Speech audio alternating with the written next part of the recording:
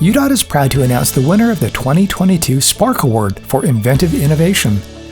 This award goes to the crew of the Sign and Guardrail Shed in Region 2 for the creation of the saddle lift tool used to repair concrete barrier signs.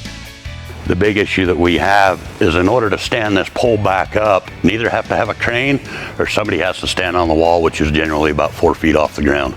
So we come up with a way that you could actually do this without using a crane. We use a winch on the front of the truck.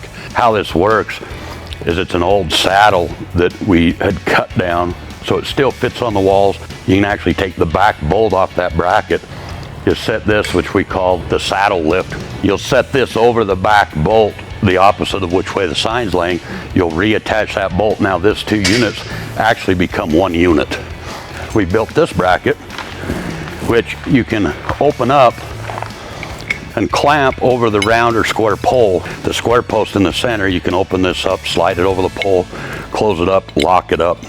This way, the pole can't come out of this bracket, so it's safe. You don't have to worry about it. This cable here, it's 3 feet of cable, actually goes through the 2 rollers. When we hook our winch to this side, we can get different angles to it. It doesn't matter how close we get to it. We don't have to be right on it. We can be back a ways.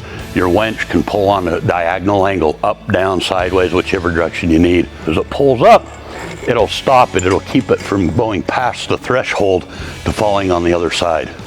That way it's safe. It doesn't fall back over. It can't fall forward on you. Doing this, you can do it all from the ground. You don't have to get anybody on the opposite side of traffic to do it. And you don't have to, nobody's got to be on that wall. UDOT congratulates Jason Kessler, Dexter Forbush, Anthony Plattner, Dylan Butters, Aaron Wynn, and Robert Graham as the winners of the 2022 Spark Award for Inventive Innovation.